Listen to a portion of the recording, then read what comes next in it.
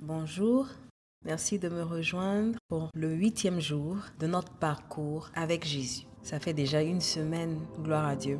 Aujourd'hui, nous lisons Jean 4, versets 1 à 26. Les pharisiens entendirent raconter que Jésus faisait et baptisait plus de disciples que Jean. En réalité, Jésus lui-même ne baptisait personne. C'était ses disciples qui baptisaient. Quand Jésus apprit ce que l'on racontait, il quitta la Judée et retourna en Galilée. Pour y aller, il devait traverser la Samarie. Il arriva près d'une localité de Samarie appelée Sichar, qui est proche du champ que Jacob avait donné à son fils Joseph. Là se trouvait le puits de Jacob. Jésus, fatigué du voyage, s'assit au bord du puits. Il était environ midi. Une femme de Samarie vint pour puiser de l'eau et Jésus lui dit « Donne-moi à boire ». Ses disciples étaient allés à la ville acheter de quoi manger.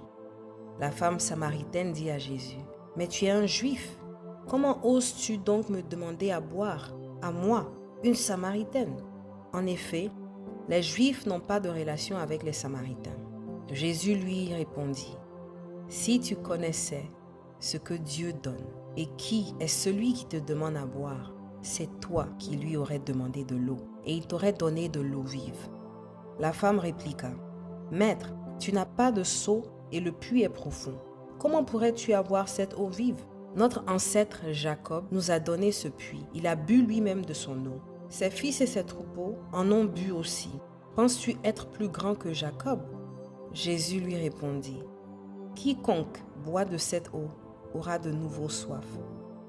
Mais celui qui boira de l'eau que je lui donnerai n'aura plus jamais soif. L'eau que je lui donnerai deviendra en lui une source d'où jaillira la vie éternelle. » La femme lui dit « Maître, donne-moi cette eau pour que je n'ai plus soif et que je n'ai plus besoin de venir puiser de l'eau ici. » Jésus lui dit « Va chercher ton mari et reviens ici. » La femme lui répondit « Je n'ai pas de mari. » Et Jésus lui déclara « Tu as raison d'affirmer que tu n'as pas de mari, car tu as eu 5 maris, et l'homme avec lequel tu vis maintenant n'est pas ton mari. Tu as dit la vérité. » Alors la femme s'exclama « Maître, je vois que tu es un prophète. Nos ancêtres samaritains ont adoré Dieu sur cette montagne. Mais vous, les Juifs, vous dites que l'endroit où l'on doit adorer Dieu est à Jérusalem. » Jésus lui répondit « Crois-moi, le moment vient où vous n'adorerez le Père ni sur cette montagne, ni à Jérusalem. Vous les Samaritains, vous adorez Dieu sans le connaître. Nous les Juifs, nous l'adorons et le connaissons, car le salut vient des Juifs. Mais le moment vient, et il est même déjà là, où les vrais adorateurs adoreront le Père en étant guidés par son esprit et selon sa vérité. Car tels sont les adorateurs que veut le Père. Dieu est esprit et ceux qui l'adorent doivent l'adorer en étant guidés par son esprit et selon sa vérité. La femme lui dit « Je sais que le Messie, c'est-à-dire le Christ, va venir. Quand il viendra, il nous expliquera tout. » Jésus lui répondit « Je le suis, moi qui te parle. » Parole du Seigneur. J'ai beaucoup souligné. En premier, quand la femme samaritaine dit à Jésus « Mais tu es juif, comment oses-tu donc me demander à boire, à moi une samaritaine ?» Et Jésus lui répond « Si tu connaissais ce que Dieu donne et qui est celui qui te demande à boire, c'est toi qui lui aurais demandé de l'eau et il t'aurait donné de l'eau vive. » Je note par là que quand la femme a parlé, c'était comme si elle vivait toujours par la loi. Et on sait bel et bien que Jésus n'est pas venu abolir la loi, mais il est venu l'accomplir. Il a répondu donnant la solution à un problème que beaucoup de chrétiens et aussi beaucoup de juifs en ce temps se posaient. Vivre par la loi ou vivre par l'esprit, parce que la notion de vivre par l'esprit, c'était pas vraiment connu au temps de Jésus. Et donc, la femme samaritaine, elle vit toujours par la loi. Elle a parlé comme une personne qui vit toujours par la loi. Et Jésus, il a répondu dans sa vraie nature, quelqu'un qui vit par l'esprit. C'est un fort parallèle entre les deux parce que ça démontre vraiment le chemin que Dieu veut qu'on emprunte. Ce qui n'est pas toujours évident parce que quand on vit dans un monde où on est habitué à certaines règles, certaines traditions, certaines notions, on a du mal à grandir spirituellement.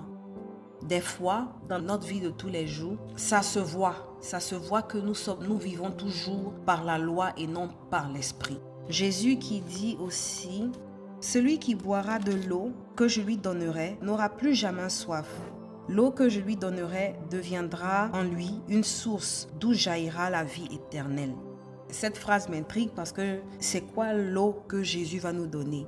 L'eau est l'esprit. Quand j'imagine l'eau, l'eau n'a pas de limite. L'Esprit de Dieu agit comme il veut, quand il veut. On ne peut pas le contrôler. Quand il dit, ça deviendra une source d'où jaillira la vie éternelle. L'eau qui est égale à l'Esprit, l'Esprit qui est en nous, qui vient en nous. Et quand nous vivons par l'Esprit, nous puisons de cette eau. À la fin de nos jours, ça nous donnera la vie éternelle. Parce que quand on va quitter ce monde, on ne va pas quitter avec le corps. C'est l'esprit qui va quitter ce monde. Le corps ne peut pas avoir une vie éternelle, mais l'esprit est éternel.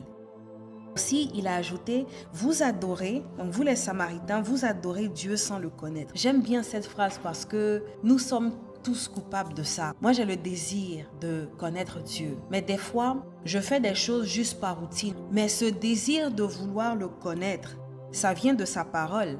Ça vient d'un dialogue avec lui. Je ne peux pas essayer de connaître quelqu'un sans lui parler. Si je rentre dans une pièce, il y a des inconnus. Si j'ai le désir de connaître quelqu'un, je vais l'approcher et on va dialoguer, on va se connaître. Et donc, j'aime bien ça. Vous adorez Dieu sans le connaître. J'ai l'impression que Jésus m'appelle à vraiment aller en profondeur dans sa parole. À aller en profondeur parce que si je l'appelle mon ami fidèle, je ne peux pas prétendre être l'ami de quelqu'un et ne pas désirer le connaître plus. Jésus ajoute, « Les vrais adorateurs adoreront le Père en étant guidés par son esprit et selon sa vérité. Car tels sont les adorateurs que veut le Père. » J'aime trop ça parce que là maintenant c'est l'appel que Jésus nous lance. Ça ne l'intéresse pas qu'on l'adore seulement avec notre bouche. Parce que là, le Seigneur, Dieu le Père, nous appelle à l'adorer en esprit et en vérité. En esprit et en vérité. En esprit et en vérité. Il nous appelle à l'adorer intellectuellement et spirituellement. Il ne suffit pas de seulement lire la parole et comprendre ça de manière théologique. Ça ne suffit pas. Il y a la théologie qui est là, mais il y a l'esprit aussi qui vit dans l'Église. Ce mélange, cet équilibre des deux, c'est ça qui fait de nous des vrais adorateurs, des adorateurs que Dieu veut. On lit la parole et avec l'aide de l'esprit, on parvient à comprendre ce qu'il veut nous transmettre, le message qu'il veut nous transmettre.